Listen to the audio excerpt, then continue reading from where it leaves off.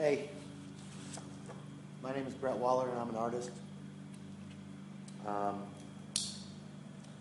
out here about to wrap up this How to Build an Egg project, and I thought I'd do an introduction to the How to Build an Egg project series that I'm doing for YouTube at the end of the project.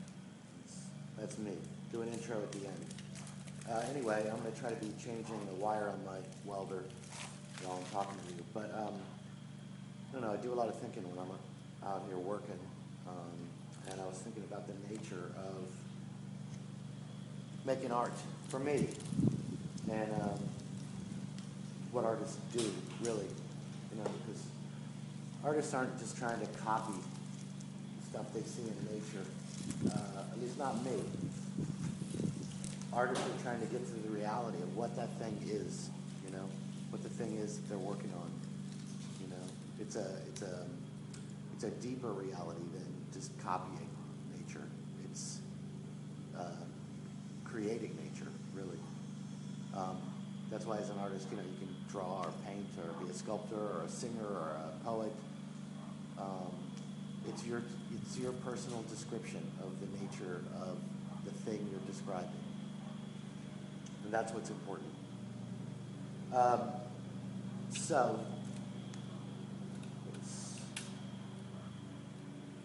I was thinking about it. What I was thinking was, I was thinking about me as a child. I was probably about 6 years old. And we had these phones. We had a telephone. And I don't know if you're too young to remember what a telephone looks like, but they used to plug into the wall and ring. And it looked funny, it was this thing, it dialed, it had a handset, there was no voicemail, no answering machines, and you dialed the numbers and you talked to somebody. And so I understood the concept of that at 6, So sometime around age 6 or 7,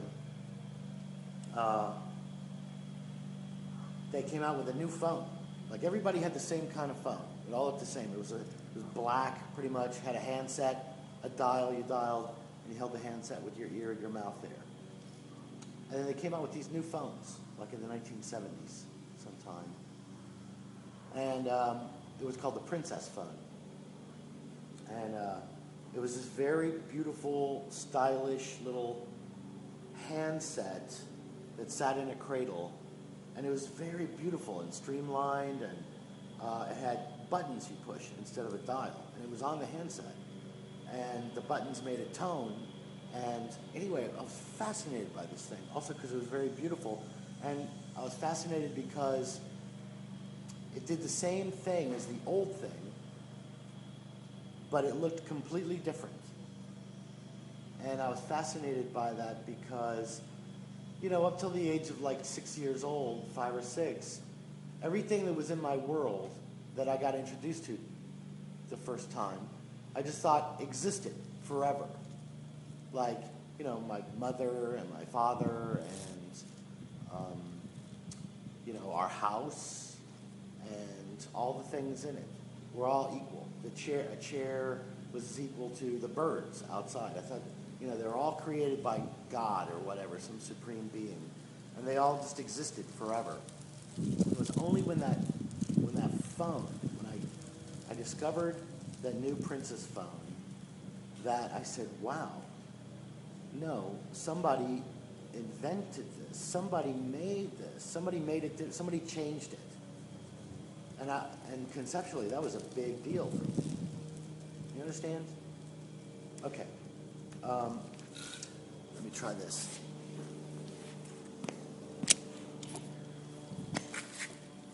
So I don't have a Princess phone, and I don't have a regular phone to show you, but let me try to describe it this way. This is the best I can do today. So there's these two chairs right here, okay? This chair is the kind of chair that I grew up with. It was around the house. It served a function, and you sat in it. The function was you sit in it. And it looked like this.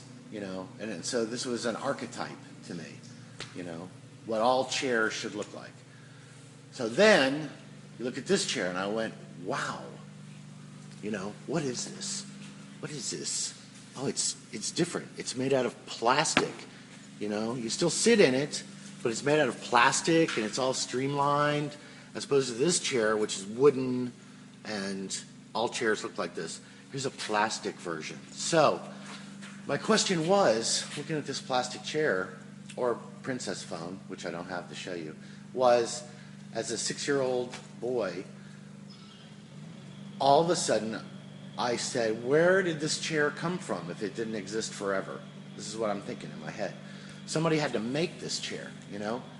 So I asked my parents, I said, where does this chair come from? You know, I thought it was just here forever. And they were both scientists, but they didn't have a good explanation. You know, they just thought it was a silly question. And they said, well, you know, it was made by a machine, you know. And I said, okay, so it was made by a machine. Was it the same machine that made that chair? And they said, no, it's a different machine. You know, they said, oh, some man made that chair because it was made out of wood, I guess was their explanation. Some guy made that. But since this is plastic, it was made by a machine. And so what I was interested in was, I didn't really accept the idea that this was made by a machine. Because I said, in my head, somebody made that chair, and somebody must have made that chair, like the first one. Then a machine can make it after that. And that's what I'm still interested in today. Making the first one of something. You know, even though it already exists, I'm not trying to be original, I'm not trying to invent anything new. I'm trying to get at the nature of what the thing is. My interpretation of what this thing is. And you can call it what you want. I mean, hopefully you'll be able to recognize it for what it is. Like, that's an egg, okay? But it's not an egg, you know? Wasn't made by a chicken, doesn't serve the same purpose, and I made that. It looks like it was made by a machine, but it was made by me. And maybe after I make the first one, then a machine can make more of them, but I'm making the first one.